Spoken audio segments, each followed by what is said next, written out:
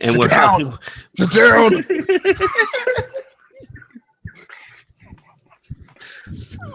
Oh God. Yay.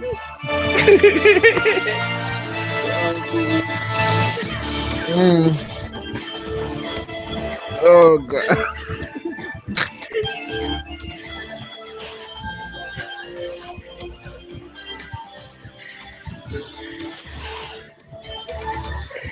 Greetings from Storybrooke.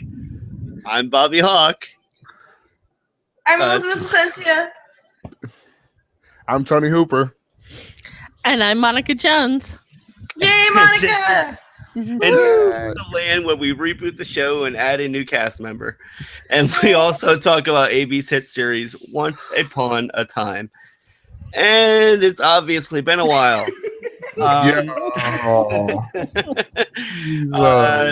How is everyone tonight, guys? I'm excellent. Fantastic. Good. All right, Elizabeth, I know you were out of town and you I traveled yes, the world. I believe you and Tony did a bit of traveling. We did. Yes. We went to the same places and we did Same not place. meet up. Not at all. Oh We It's wanted like to, but the schedules just didn't combine. no, That's we too were. bad. You know what? The thing that it seems like for this new series is that we're in different. We're in the same place but in different times. Different. Just God, it just never connected. One day, Tony. One day. One A little day, fitting, seems a bit fitting. I will find you. Speaking of meeting up, am I wrong, Liz? Someone told me that you met up with them briefly. Did you, like Bill? Someone said that you stopped. Bill, like someone told me that you stopped by, or was that just on a podcast or something? Oh, that was on a podcast. Bill was. Oh, on you were a on the different- 8-Bit Life? Bill My was no. so-called 8-Bit Life? What? My so-called 8-Bit Life? Oh, was that it? Yeah, I that's don't know. what he I was just on recently. I was in a podcast with some other guy that I've never seen before, and I just said, "Hi, Bill," and "Hi, I love you, Bill," and So, Oh, okay. But yeah, I got to go to Europe for 3 weeks this summer. Oh, I got wow. to go to England, Ireland, Scotland, and Paris, and it was amazing. Oh, So jealous. yeah, Well, my mom ditto. and my aunt paid for it. It was pretty much a free trip for me, so God bless them. Oh, double jealous. And we spoke of a new cast member on this reboot, and that is Monica Jones. She's been a listener for quite some time. If you're fan since the time when Bill and Ann were hosting, she used to call and write in quite a bit. And I believe she's also been on some of the listener roundtables and things like that. So how are you tonight, Monica? I'm doing well. Yeah, thank you. That's good. That's good. And we're glad to have you. And tonight's episode is going to be a bit loosey-goosey, if you couldn't tell. Obviously, the show is still in hiatus. It doesn't actually come back until, I believe, October 6th, which is going to be on Fridays now as opposed to Sundays. But there has been a lot of news, a lot of story news, cast news, and just what to expect. We have a better idea of what to expect for this for this next season of Once Upon a Time. So we thought we'd get together and maybe speculate on what's to come for I would say the denizens of Storybrooke, but apparently they're no longer in Storybrooke. But that doesn't mean we're going to be changing our name. I mean, I have a feeling Storybrooke's still out there somewhere. Yep. Greetings from Hyperion Heights. Yeah, I don't know. It just doesn't have the same ring. No, it doesn't. But anyway, I think we're just going to go ahead and start just getting right into it. The one thing we do know is this is more or less, I guess it's a reboot. I mean, they try to say that it's kind of like a halfway in between mark. It's not quite this. It's not quite that. But I think it's a reboot. You don't think it's a reboot? I don't see it that way. I can finally speak my mind. Okay. Okay, go ahead. I think it's okay. It's literally one book closing and another opening. That's really what it is. Mm-hmm. It's not a reboot by any means. Just because some characters are going and some new characters are coming doesn't, in my eyes, make it a reboot. It means they close the. I see you, Tony. They close the book it took 6 years, but they finally closed that first chapter, and now they're on to a new book and new characters. And one article I was reading was like saying that the show could maybe go on for a couple more years, and that excites me because there's more books out there. That's how I see it. Mm-hmm. Yeah, it's a sequel to the first section. Mm-hmm. Yeah. Okay. Definitely. I'm not when I say reboot, I'm not really trying to give it any kind of negative connotation. But I do feel like they were able to play with the story and do a reboot without it necessarily just being a reboot. And that's seems to be the tradition nowadays of taking cues from your old story instead of just like totally rehashing it and putting in new characters, but to pay homage to what came before. And cute. Here's there's nothing wrong with that. There's nothing wrong with that at all. Yeah. It's able to breathe new life into what's there as well as not alienate anyone who came before and did like the story that they've been watching. Here's hoping that they don't rehash it, but I don't think there is any. I mean, there is definitely a type of way to rehashing it, but I mean, new characters, like new people are in those characters, so really, how the people who played the characters beforehand and have played them, maybe we'll see a different side, and different people playing them and seeing how we like them in those same roles. So for me, it's going to seem different either way. A few of the things I read specifically pertaining to the old characters still returning is that technically we never got a cursed Hook or a cursed Regina. True. Regina to begin with was the mayor and was the queen and had full memory. Whereas until she forgot, she did make herself forget, kind of. If you remember when Henry was a baby and she took a forgetting potion while she was telling him a story. Oh, when they tried to do the whole like kind of half retcon type stuff. Yeah, because had she even remembered, then she would have she would have saw like Emma. She would have knew about Emma. Period. No, I know what you're saying. And then what was the last thing I was going to say? The next thing, I'm sorry, I just kind of lost my train of thought there. I don't know. Basically, Hook. We never got a cursed Hook. Because he was not in, he was in the bubble with Cora. So he was not cursed in Storybrooke. But regardless, that seems to be, it's not a revamp or a rehash or a reboot, but they are definitely at least at the very least taking some cues from the story that's played out before. So you've got a new curse that's going to be affecting everyone, and Evil Queen is going to be the old characters are like new characters. For a moment, we didn't quite know exactly who Evil Queen was, but apparently her name is going to be Ronnie, and she runs a bar. She dresses in like rock gear and denim and whatnot, and think of the bar as like the new local hangout, as a Granny's was. Granny's. Exactly. Yeah, exactly. So this is the place. I feel like it's probably going to get the most use as far as the sets go of the new season, and this is the place where we'll see people coming and going and whatnot, and just the central hangout, and it's definitely going to give Regina a new, what do they say here? One of the huge changes is that her relationship with Henry is completely different in both realms. Henry and Regina will be drawn to each other without the full context of their relationship in the same way that Emma and her biological mother, Snow White, were early on. She's in denim and rock tees, like I said, when we meet her. In this other version of Regina, Ronnie, she's working in a bar.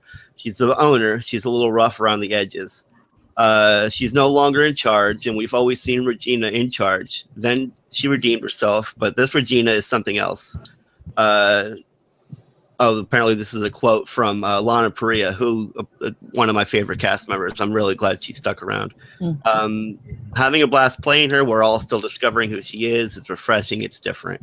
And then, of course, Horowitz and Kitsis tell EW is who I got the story from. It's likely that Regina, Ronnie, will get a new that's going to be so hard to, I mean, okay, just take it for just a second.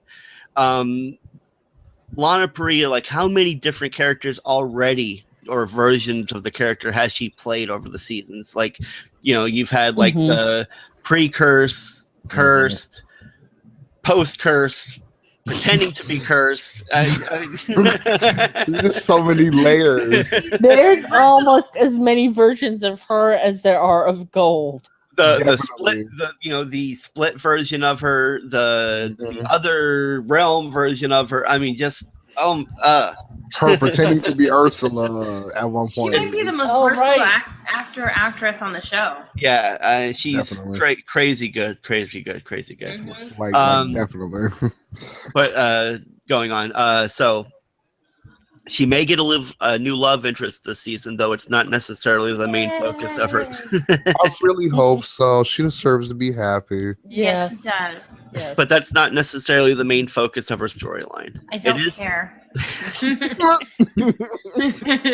It's something we're actively wanting to do, but right now some other things are going to take center stage before we get into it. When the season starts, Henry is going to need help, so obviously she's going to help her son. Then in Seattle, what you'll realize is she runs the bar and she realizes that it's up to her to stand up to the bully, who is Lady Tremaine. Speaking to her finding a love interest, I believe it was like one of the con panels that Lana Parrilla, like every con panel, it seems like Lana Parrilla is like the one constant who's like always there at every one of them. And I find that to be, I like that, that she is so giving to the fans and whatnot. But she's asked about, about maybe her getting a love interest and what she might, what would Regina, Ronnie, whoever be looking for in a love interest? And she was like, I don't know, maybe someone who's not dead or won't die or won't die in 5 minutes. Ouch. I really think that was I really think that was a shot at the director for that one.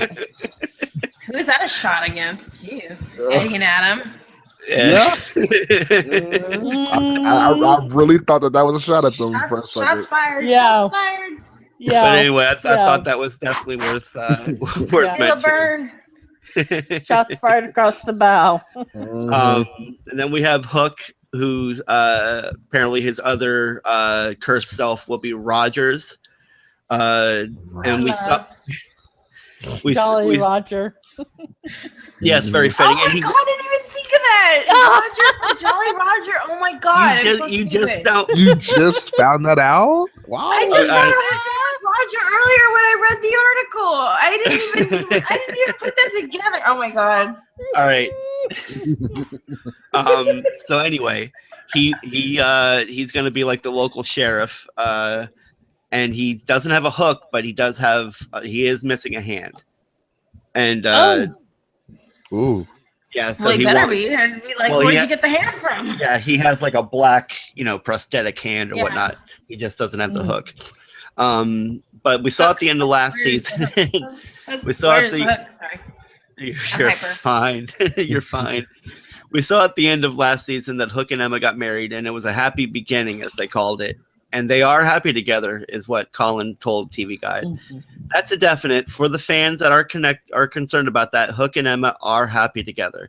Now, this is where, like, I feel like they're playing with the wording a bit. The Hook we meet in season 7 is different than the Hook that Hook. And we will address Hook and Emma, I think, around episode 2 of the show.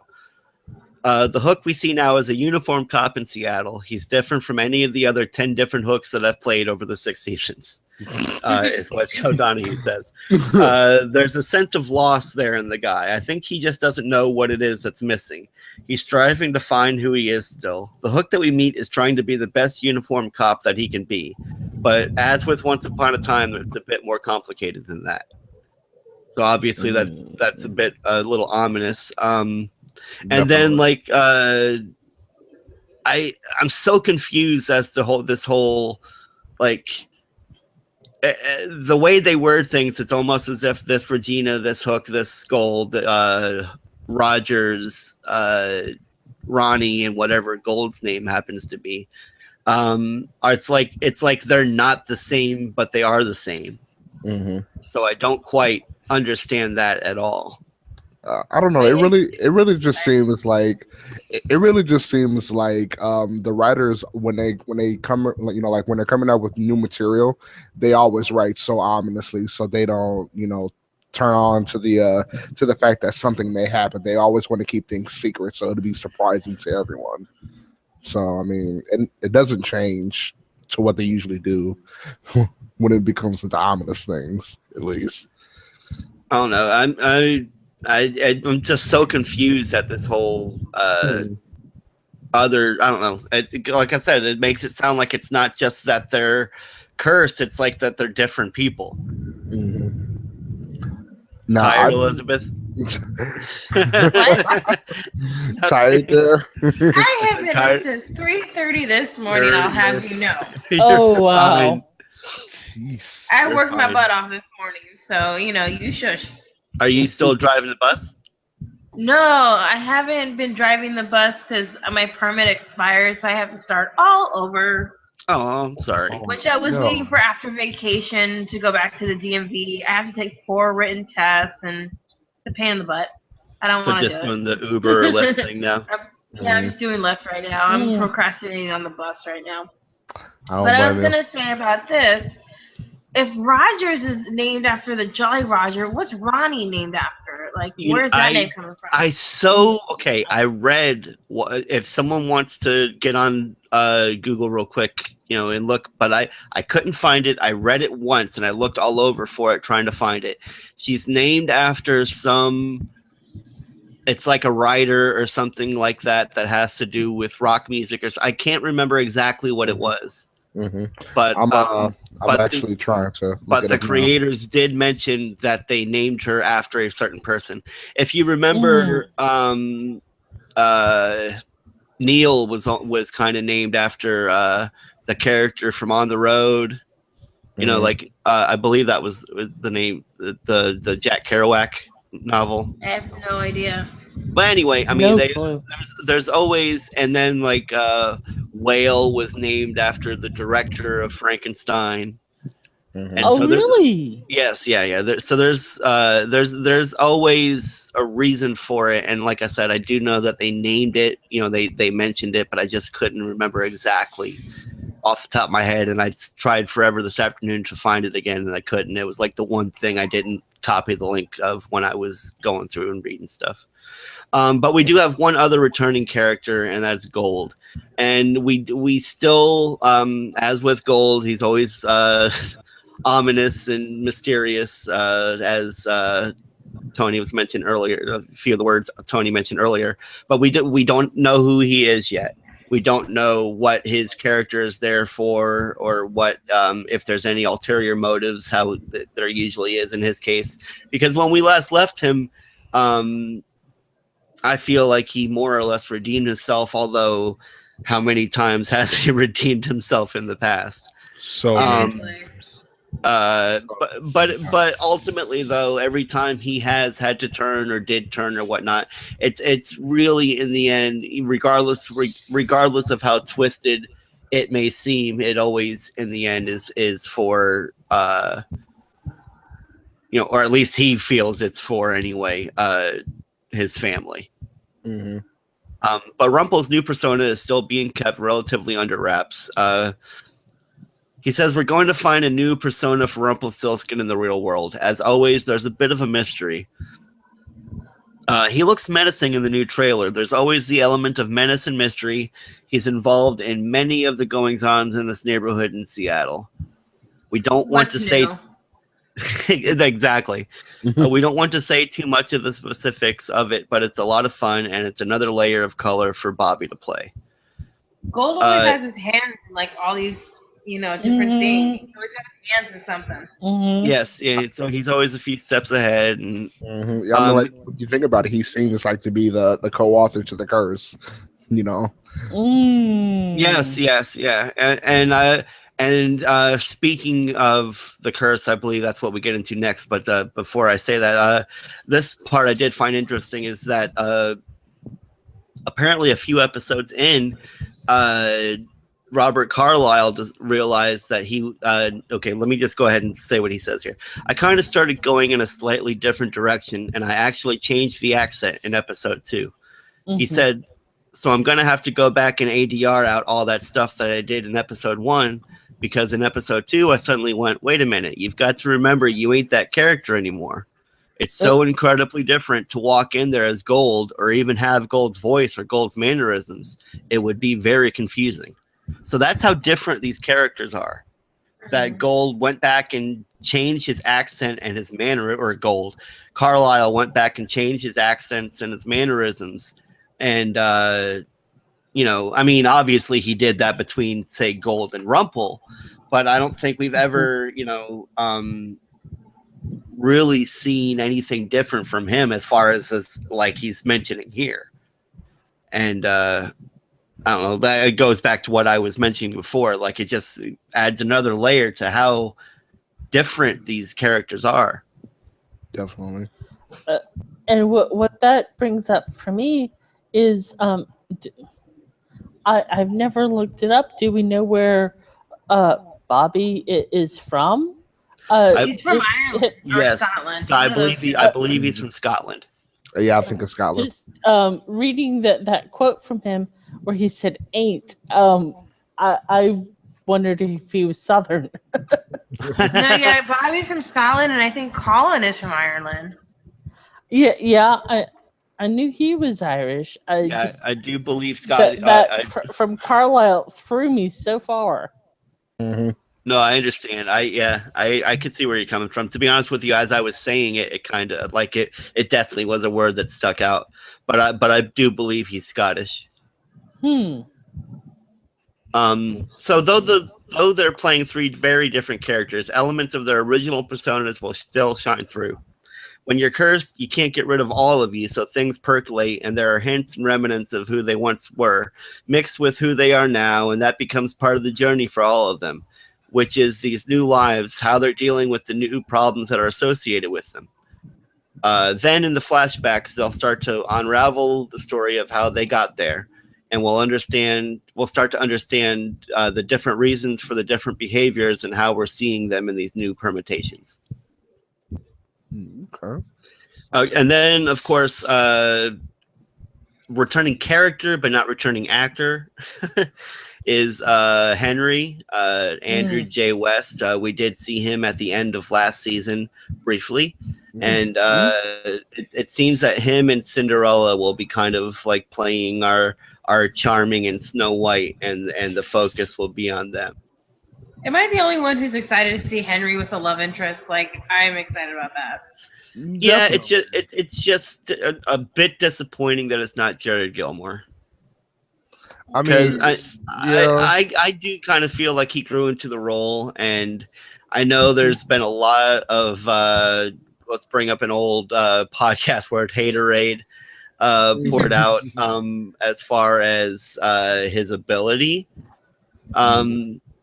And I'm not saying he was the greatest child actor of all time, but I do feel that, I mean, he played this role for 7 years, but I mean, he's obviously not going to play the father of like a 10-year-old girl. Right. So, I mean, they had to do something different. He's looking a bit older, but not that older. Right. Yeah. Well, here's hoping that they actually do, like when they go back and actually do past some flashbacks. Yeah, maybe they'll have some flashbacks with him as he grows up. I mean, I don't know, because from what so we saw the first few minutes of the episode, and we pretty much see him saying goodbye to everyone, and that he needs to go off on his own adventure.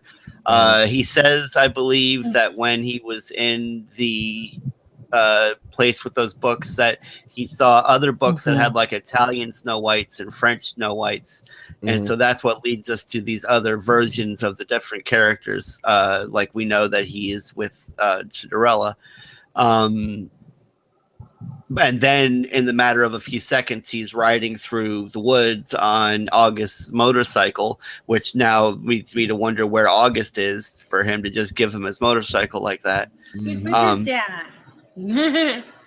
With Geppetto. With Geppetto. That could be the case. That definitely could. Anyway, we see Jared Gilmore, flying through the enchanted forest, going through a portal on the motorcycle, and then instantly it's Andrew J. West on the same motorcycle and runs into the carriage with Cinderella. Yes, with Cinderella. So I guess. Sorry, hold on. Can I interrupt you for a second? No, please go ahead. Go ahead. How does August give the motorcycle to Henry when August is a little kid again?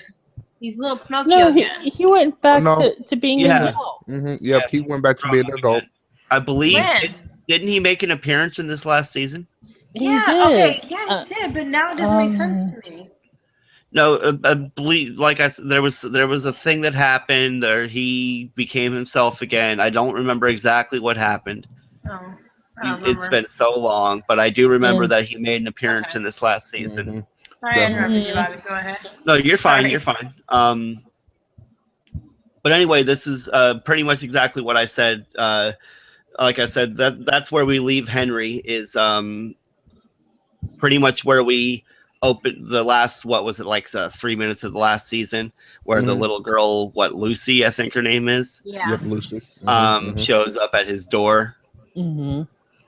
And then that's odd.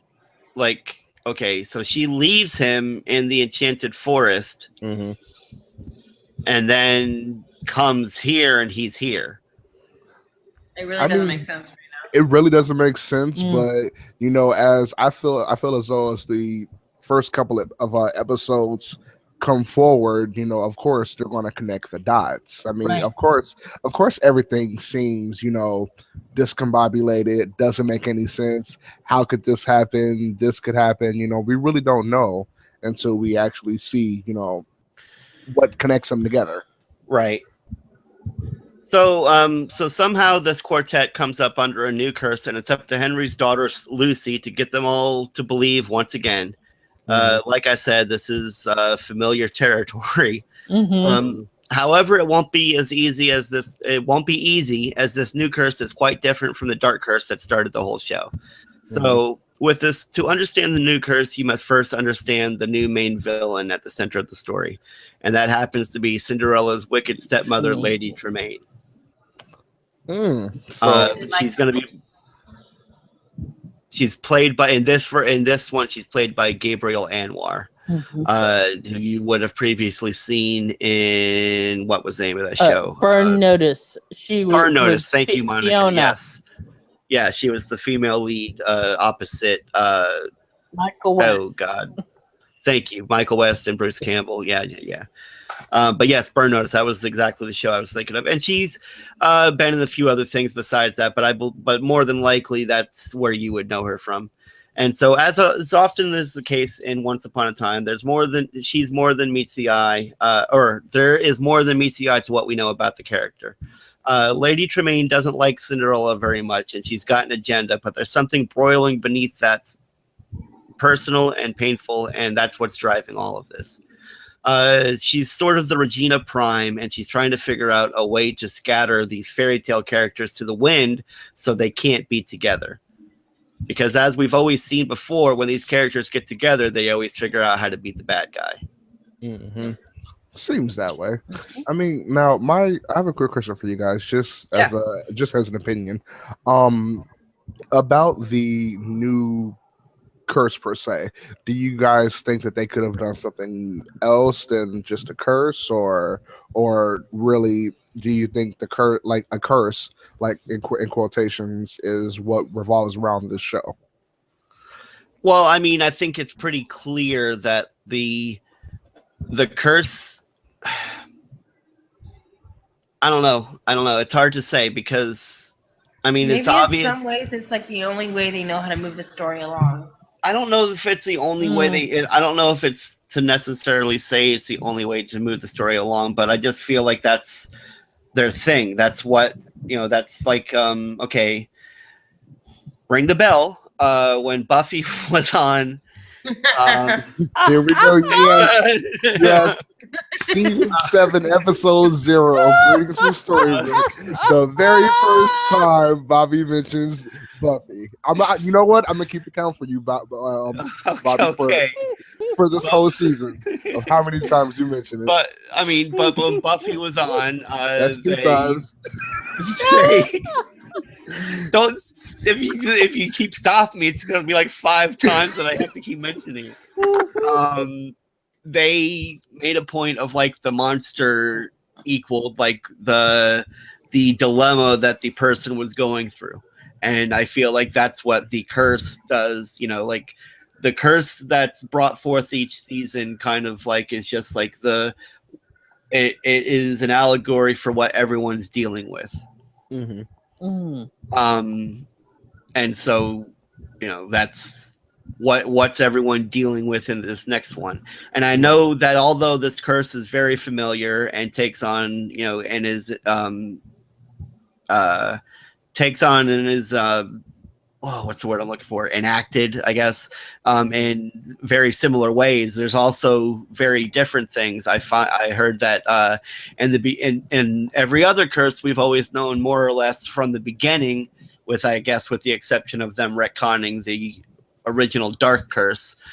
We almost always know like where the curse came from, who did it, why they did it, pretty much from the get-go.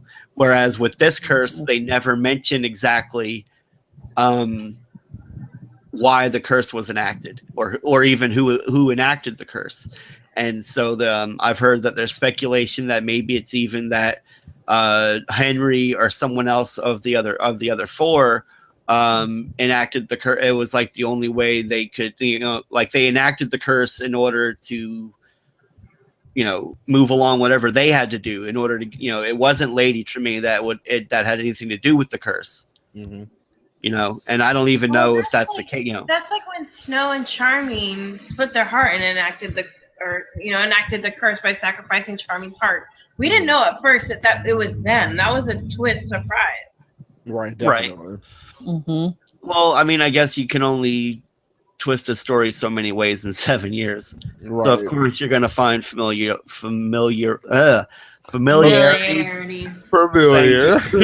Jesus, that was coffee. It wasn't liquor. You promise? Anyway, so not giving anything away what the curse is, but she's learning and standing on the backs of these other curses that have come before her to be as effective a villain as possible. She's somebody who wants to get to the top and will use any means necessary. So why it's important for her to be royal and why it's important for her to crush everyone else is the story of the year. In true Once Upon a Time fashion, evil isn't born, it's made, and we'll see that with her as well. Definitely. So I mean, like my question is, even if she is the main reason for this curse, do you think that she has magic? I mean, because not necessarily Charming and Snow had magic to cast the curse.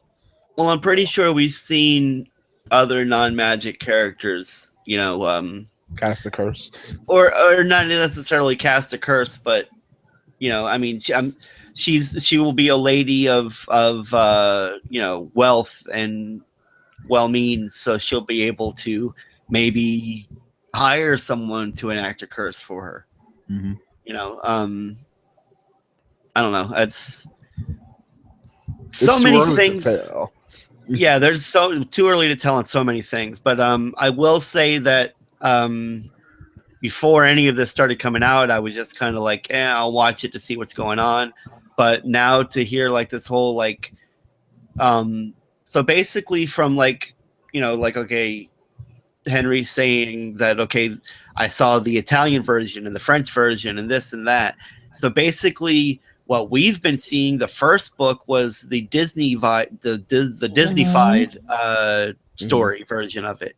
So I'm hoping, because this was definitely something that grew a little old and a lot of people had a lot to say over the years. While it was great to see, the different, excuse me, the different versions of the Disney stories play out, it definitely got to be a bit old that it had to be Disney-fied. And I do and the only thing that's still, grain of salt. I mean, this is ABC. This is Disney is their parent company. So, I mean, and they're all about synergy. So unfortunately, I don't think it's the last we've seen of any Disney-fied characters. In fact, I know we know that we're going to be seeing Tiana in this season from Princess and the Frog. I'm very excited for that. I don't think she's going to be showing up too much because she's already on another show. Oh, the actress is playing her? Yeah, she's on Chicago Med. I did. Okay. Yes, that is in here. Chicago Med is not a show I watched, so I didn't know if she was, if that was a past role or, you know what I'm saying? I didn't know. I didn't realize it was still a role that she's playing. I wonder how many episodes she's going to be in then, or is she just going to be a one and off maybe? Well, on IMDb, she's got at least 2 episodes listed, so we've got that much at least. And then we've got Cinderella, played by Danny Ramirez. This is a different Cinderella than we've met before, and she's the mother of Henry's daughter.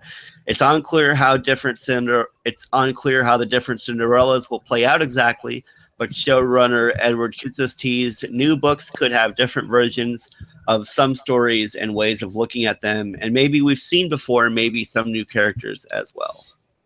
This is where it gets kind of confusing for me, quite honestly. Oh yeah. I don't know. I know I've seen her before, Danya Ramirez. Does anyone? Well, she was in Devious Maids, but I've never seen that. Okay. She was in Heroes. Okay, that's where I probably saw her. I did watch Heroes. So did I, and I went back because I was like, I watched every episode, and it said that she was in 15 of them. And I went back trying to remember who she was. Okay, and, so no. That sounds like a half what I found was she and her twin brother were from Mexico and were trying to immigrate to the US. And when the two of them tried to cross the border, they ended up separated, and she somehow accidentally killed everyone around her because she got separated from her twin. And then there was an episode later where they got separated again, but then he got back to her in time to save her and the people around her. So it was like a power that manifested itself whenever they were apart. Right. And it was like, okay, so that triggered it. I remembered that a little bit, but I didn't remember the rest of the story. But then again, this happened back. That was quite a few years ago. Well, it was just before that writer's strike. Right. So not only was it a long time ago, but there was also a big gap within that season in and of itself. Right. Okay. So. Yeah, and I believe she was in one of the X-Men movies as well, now that I'm thinking of it. Yes, she was in X-Men: The Last Stand, came out in 2006. Oh yeah, she was the one with the electricity, right? Yeah, her the role worst X-Men movie. Her role was Callisto.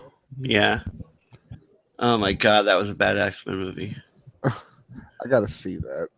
That was a bad X-Men movie. X2 was great. X1 was all right. X1, if you go back and watch all those, I loved them all. I loved Spider-Man. I loved X-Men. I loved all those when they first came out. But if you try to go back and watch some of those early superhero movies, with very few exceptions, I think Blade holds up. I think X2 holds up, and I think Spider-Man 2 holds up. But Spider-Man 1 looks like a bunch of action figures on top of a play school dollhouse. X-Men 1 looks like a play set as well. Don't even get me started. Well, we're not here to talk about Marvel movies.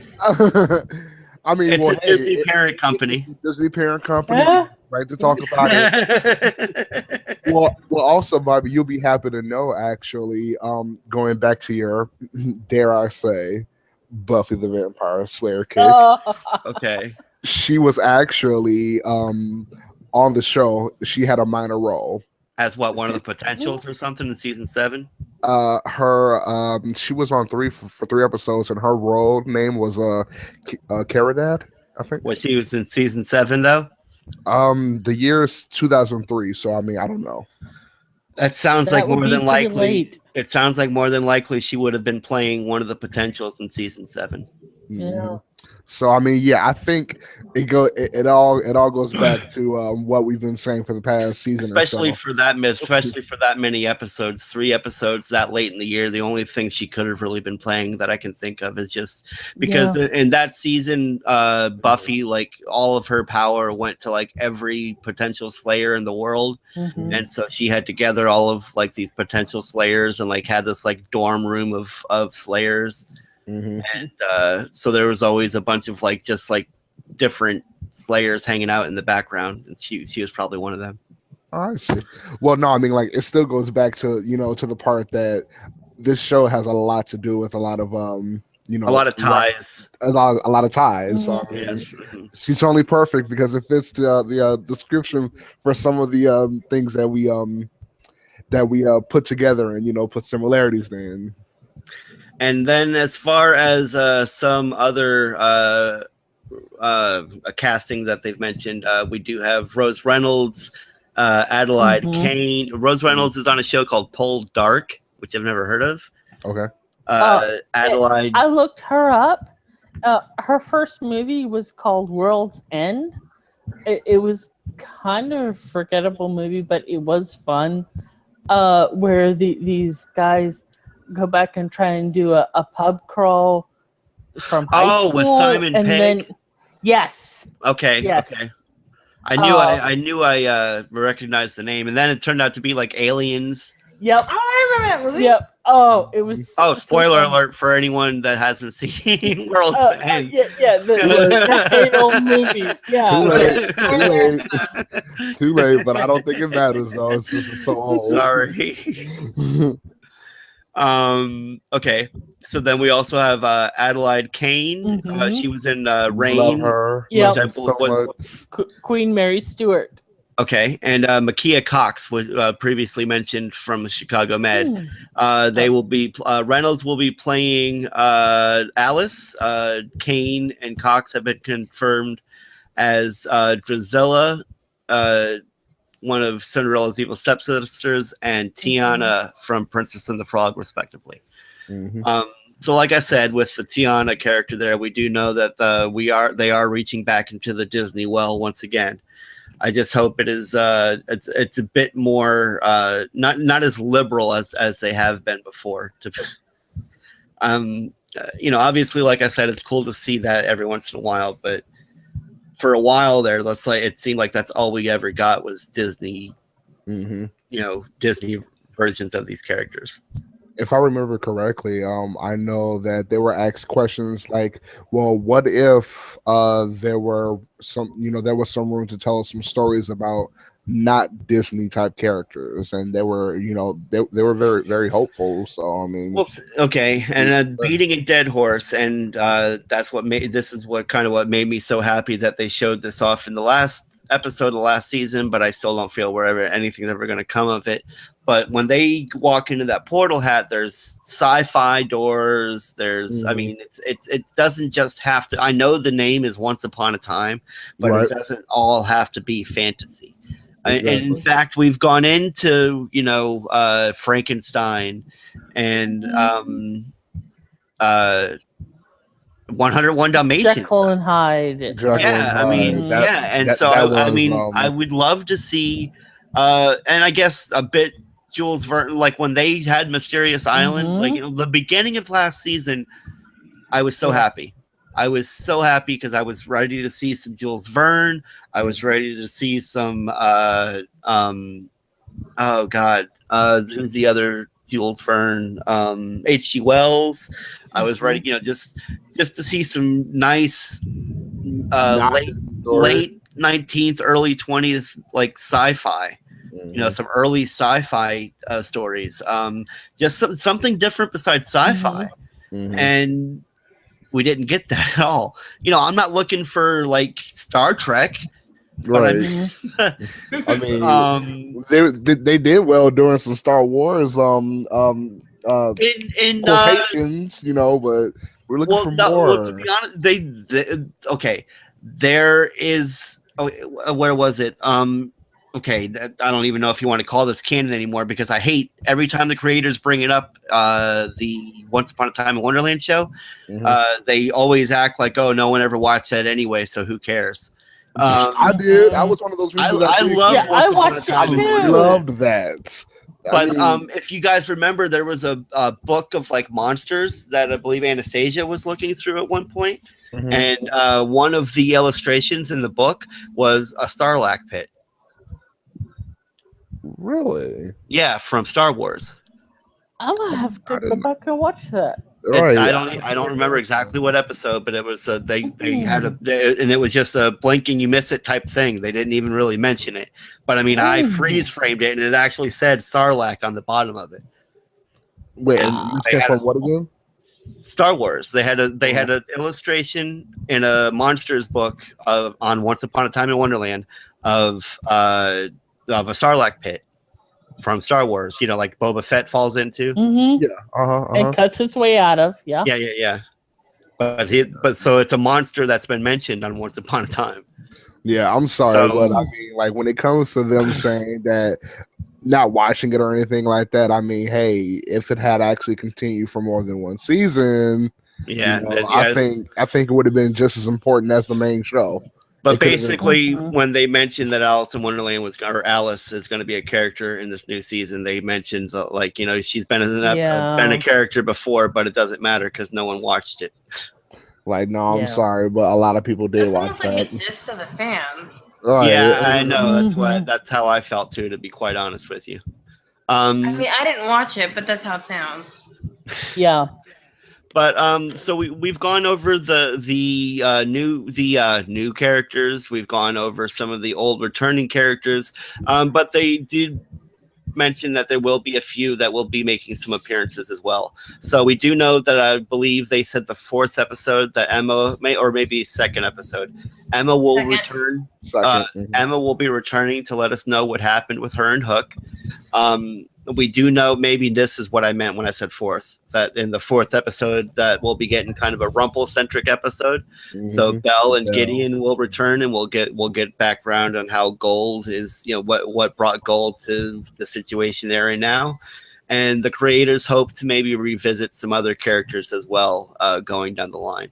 So, I mean, obviously, I would say the first episode's probably going to be, obviously this setting up what Hyperion Heights is.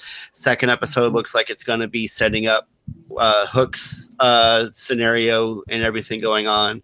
And with the 4th episode being showing what's going on with Rumple, I would lay bets that more than likely the 3rd episode is going to be whatever's going on with Regina. So I think they're going to lay all their hands out on the table as far as how everyone's involved at that point. And then I believe probably in each of their stories, it'll be like a did they or didn't they as far as this curse thing goes. It's a sense being as we're not going to know offhand or, from the get-go as far as who cast the curse and why. What I do wonder and really hope what will happen is that with this time jump, we'll get to see the children of the main characters, actually have a something to do with the new story. Baby Robin, Baby Neil. Hopefully they'll come back as teenagers. And Roland? Roland would be. Roland too. Roland would be in his late teens, early 20s by this point, I would imagine. Right. I would hope so. I mean, because they just. The last we saw Henry, he was supposed to be like 14 or 15, right? Mm-hmm. Yeah. And so Roland was probably, I don't know, 10. Maybe 8 to 10, or do you think he was earlier or younger than that? Younger-ish, like probably like I want to say 6, 7. Okay, okay. Well, let's say 6. Let's jumped, right? Because it can't be 10. Regardless, he couldn't. Well, it has to be 10 years, or it can't be 10 years. Then how? If Lucy's 10, then how? It has to be at least 10 because if Lucy's 10, huh? Mm-hmm. And when was Henry procreating? When he went into the Enchanted Forest with August Spike. 18-year-old, He was. This girl looks to be about 10 years old. And Henry left. If Henry left when he was, say, 16, 17, I'm sure they didn't have him father a child until his like early 20s. Right. So when we see him in Hyperion Heights now at this new character, he's probably in his early 30s. He's got to be, because actually, if you remember the actual Hyperion Heights sneak peek, she did mention, like, I thought that when you were finished with high school, you'll be thinking about college. So, which means he had to be 18. Right. He was Regina, yes. So it showed that this was what he was doing after school, that he was going to go find his adventure.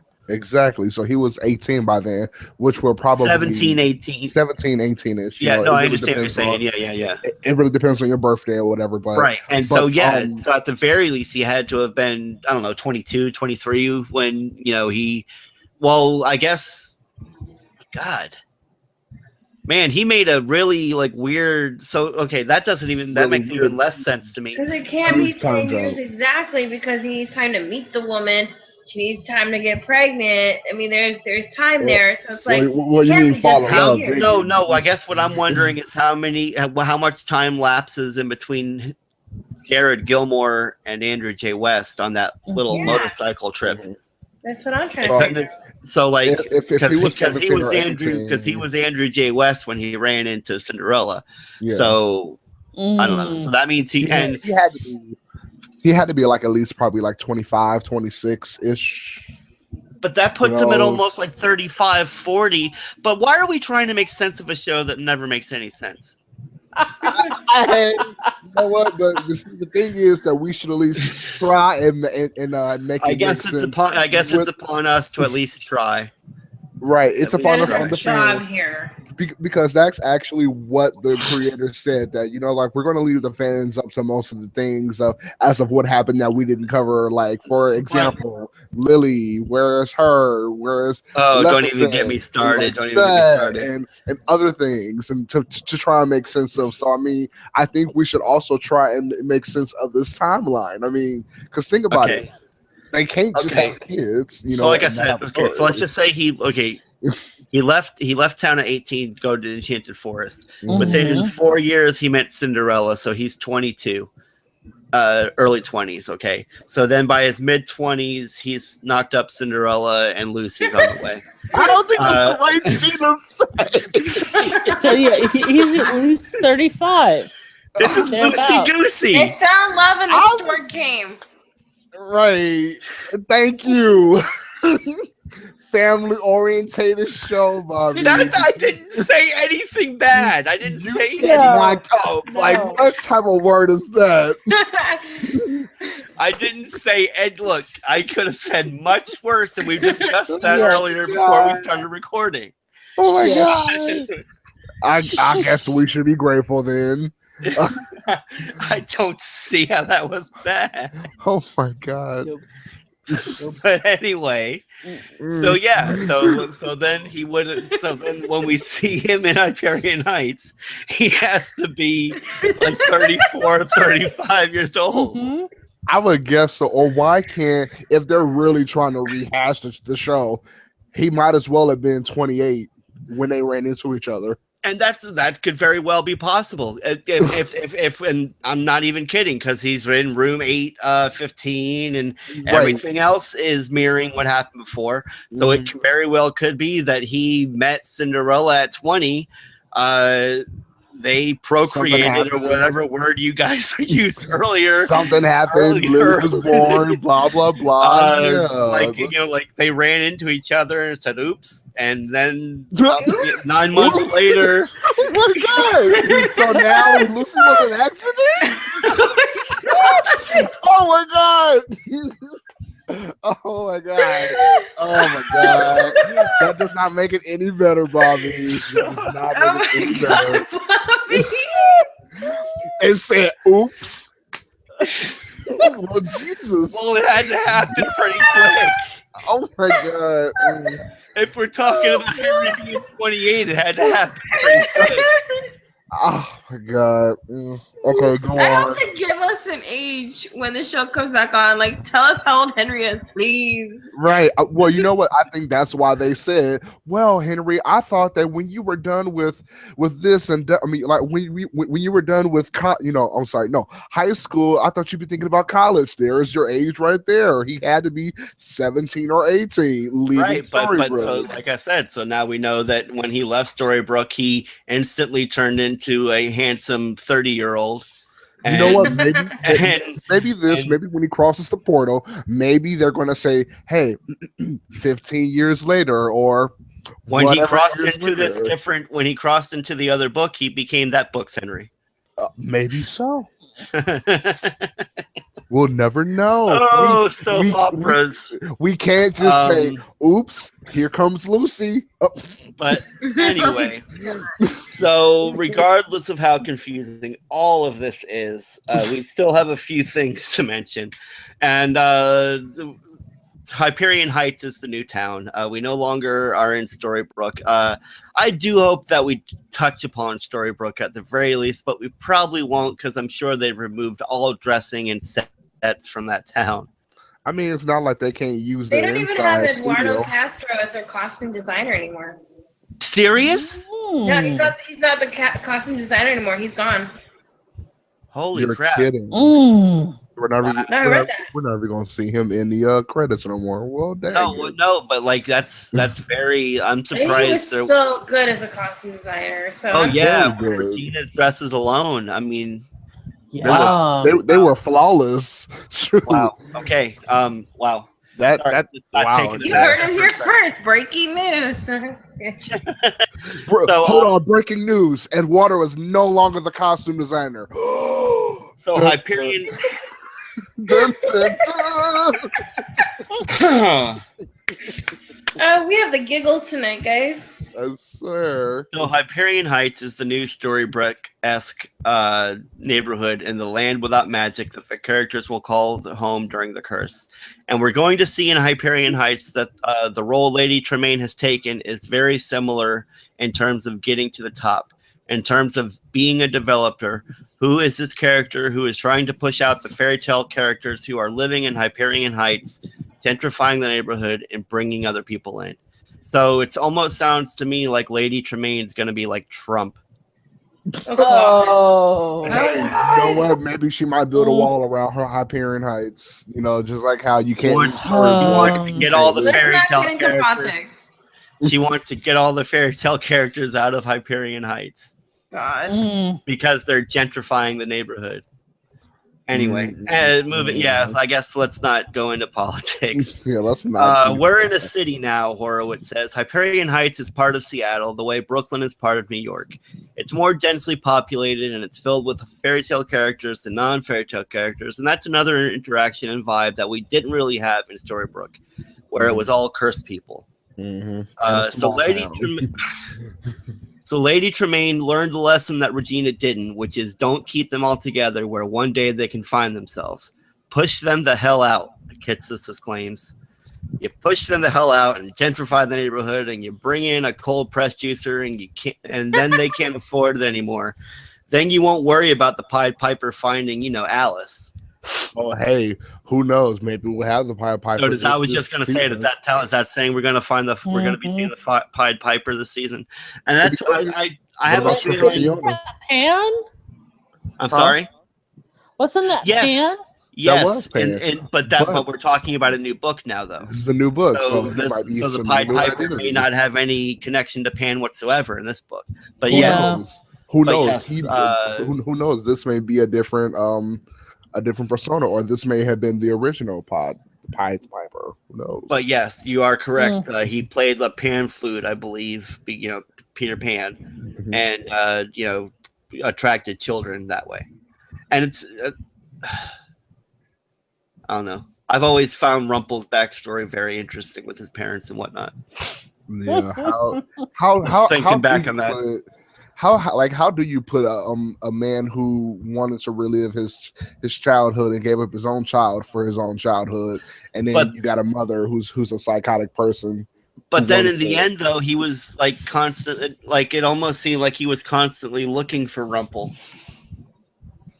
I guess he still wanted Rumpel. It's very twisted. Very twisted. Yes. I mean, because it just seems to me like when he said, "Why can't I be free of you?" I don't think that spells, "Hey, son." No, I but want you back. I'm saying in the I don't know. There was, like I said, they're very conflicted, very twisted. But as I've kept mentioning before, history repeats itself. So without giving away too many of the details, I would say we're not redoing season 1. Some of the ideas we're going to echo, but we're not going in the same direction with them, Horowitz promised. So the rules that you were used to from the first 6 seasons will have some twists to them, but this isn't the same curse we did in season 1. These aren't the same characters, and it's not being done for the same reason. Unlike when we see Regina cast the curse in the pilot, we don't see who cast the curse in the premiere this year. So as I stated before, there's going to be this whodunit as to when and why who did it and why, and like I said, it's a lot of the speculation that I've seen is that it's Henry or Regina or Rumpel that have to cast the curse in order to get them back to where they need to be. If you ask me, I think they did this again. They did it. They redid the who did it again. Well, I mean, okay. Playing back on something we kind of touched upon in the beginning of this conversation, this not being a reboot. It seems that a lot of people these days are taking their cue. I'm not quite sure who did it first. Who did it most successfully recently would be Star Wars. With episode 7, they were able to play on the same notes that came before the familiar story beats that made A New Hope, and but do so while introducing new characters and a new storyline. So they were able to pay homage to what came before while still moving forward a new storyline. And a lot of people missed the beat on that. I liked Ghostbusters. I'd had nothing against Ghostbusters as far as the male female thing. I had nothing against that at all, but I do feel they missed a big thing. I feel like they wouldn't have gotten as much backlash if they had recognize what came before as opposed to just almost forgetting it. Okay, yeah, I hear you. And so I that's again a lesson that we've learned from the Star Wars, and like I said, that's just the most famous or most well-known example that I can think of in recent history. But it seems like everyone's jumping on that bandwagon. Of course, you've got the Fuller House on Netflix. You've got X-Files came back for a season 11. Right. All of these things are not rehashes. They're not or they're not reboots. But they are still, while they still at the same time have to have some fashion of a reboot in order to catch new viewers and new people who Will and Grace is coming back. Right, exactly. And but again, how they like, try to do heroes. Sitcoms are a little different, but when you're talking about a serialized story, you have to have this is something comic books have done for years. You have to have a jumping on point. Doctor Who's been going for 50 years, but there's a great built-in thing to where if you don't necessarily want to go back and start watching from 1963, you can put on or 69, whatever the year was, I can't remember which, but you can pick whichever Doctor you want to start from. You can start from the Eccleston, and that doesn't mean you can't go back and watch what happened before. So I don't know. I do think that they're definitely going about this the right way, as far as not trying to trample on those who've been there, who've been dedicated viewers for the past 6 years, dedicated podcasters for the past however many, I mean, the show definitely has a fan base, and there's definitely people who there's a reason that there's such a passionate, should they, shouldn't they, as far as the continuation of this show. Let's just say the true fans are going to come back to watch. I think everyone, for the most part, will at least come back and watch the first episodes, and then it's going to be up to the writers of the show to keep everyone interested. And I do feel like there are going to be some new viewers who tune in to see exactly what's going on here.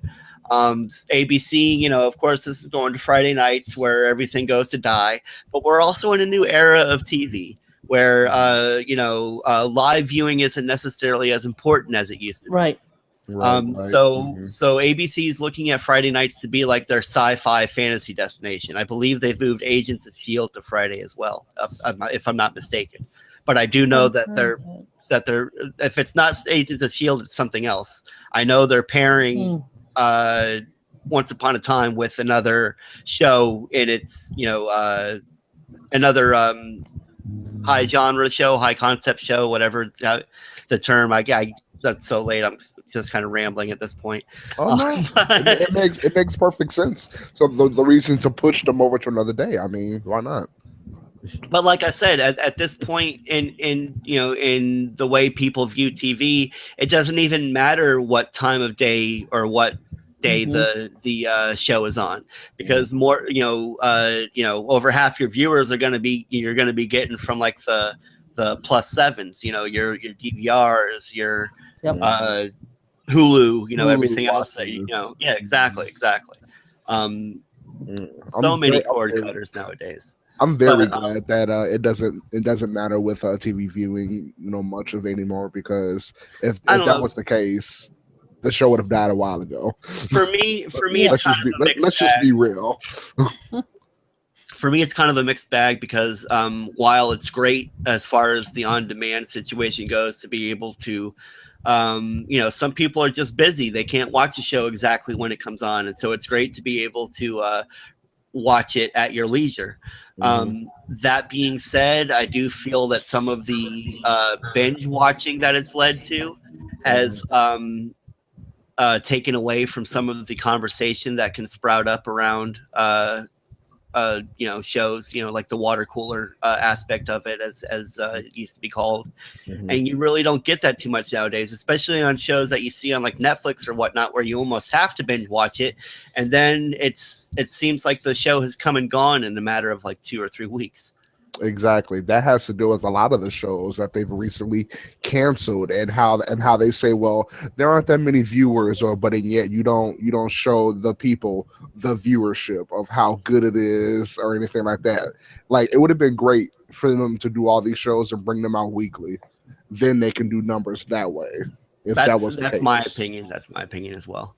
But I think that's really all there is to, as far as the news and characters that we know of.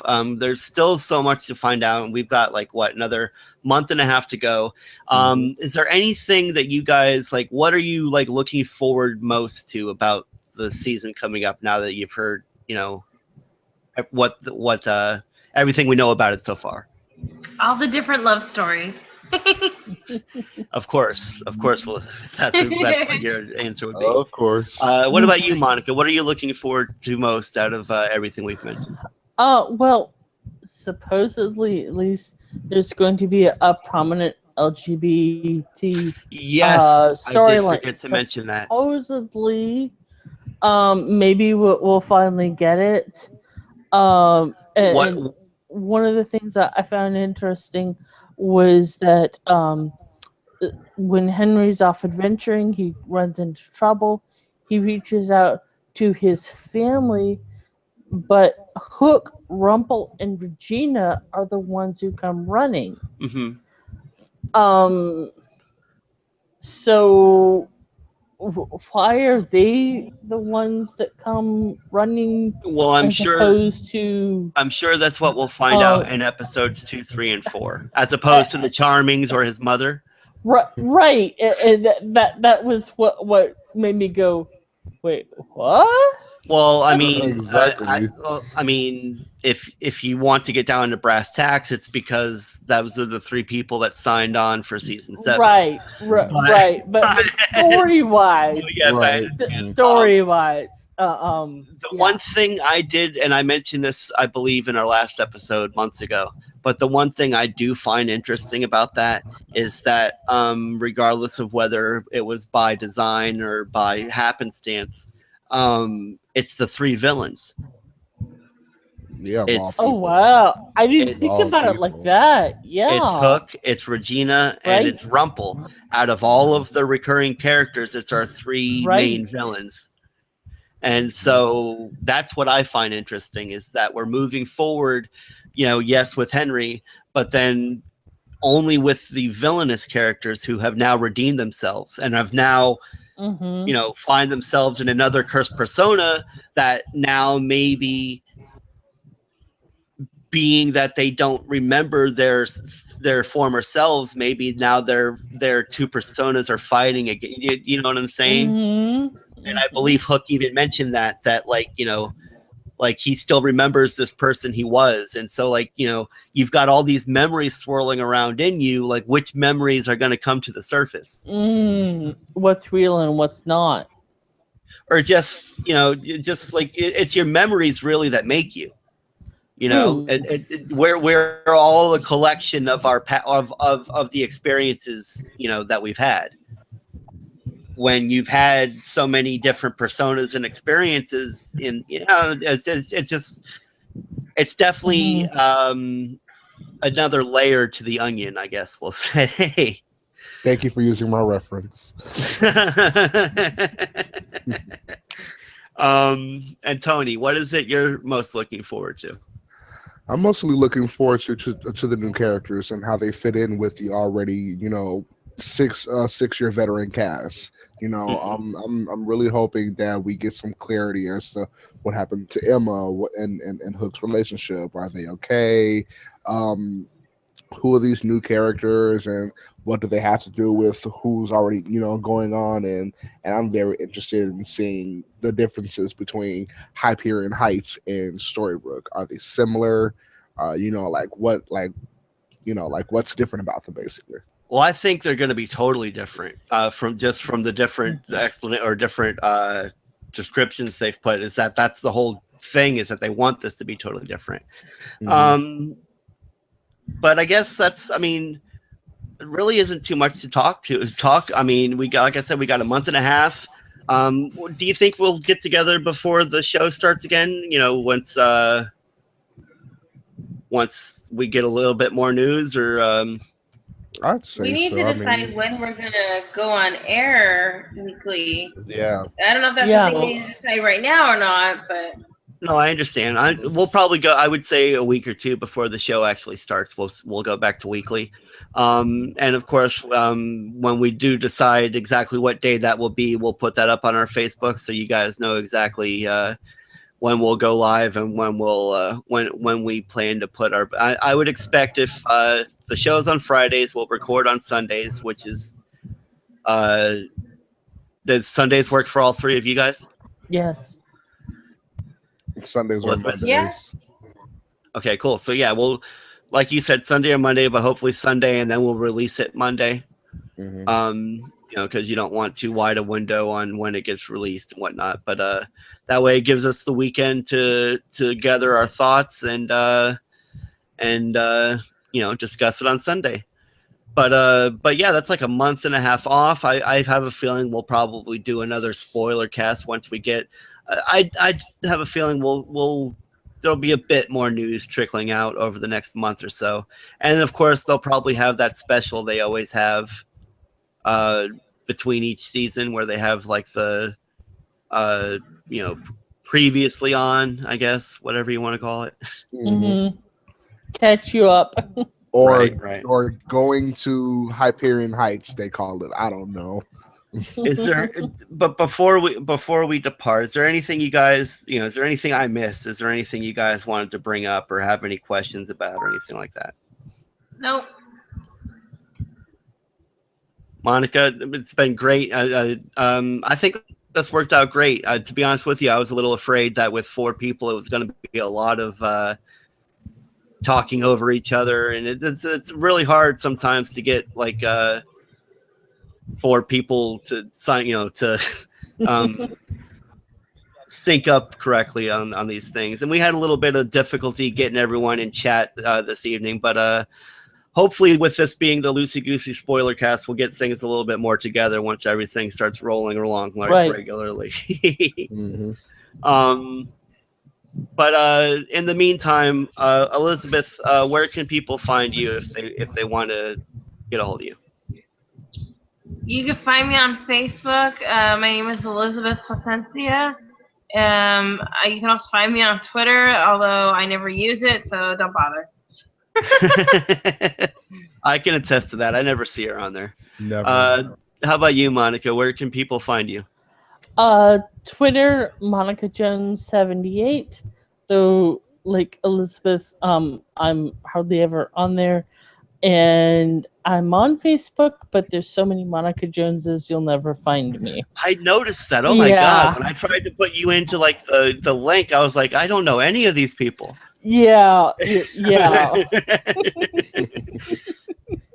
Okay. I'm trying to be more on Twitter. All right. Well, we'll look out for you on there. What was that? Monica Jones 87, you said? 78. Oh, 78. Okay, I'm sorry. I believe Liz is Queen Liz 87. Oh, okay. So that's what I got a little mixed up there. And Tony, how about you? Where can we find you? You guys can find me on Twitter at Hoops900. I'm merely on there live tweeting with shows and hopefully trying to get noticed. but yeah, just on Twitter. I'm not that easy to find on Facebook either. So Twitter. All right. And then, of course, find me at Inevitable Hawk, HAWKE on Twitter. Bobby Hawk on the Facebooks. Of course, I'm probably not the only one there either. And then, of course, here on Greetings from Storybrooke when we finally go back live again. Once again, I'm sure we'll be getting another spoiler cast out before the show actually goes live October 6th. And then once it does go live, we plan to have episodes out for you at Monday, I would say, every Monday following the Friday of the show. But until then, let me just pull up the theme. My phone went off while I was talking to you guys. Jesus, it's always we'll figure this one out too, I swear. All right, so until next time, guys. Greetings from Storybrooke.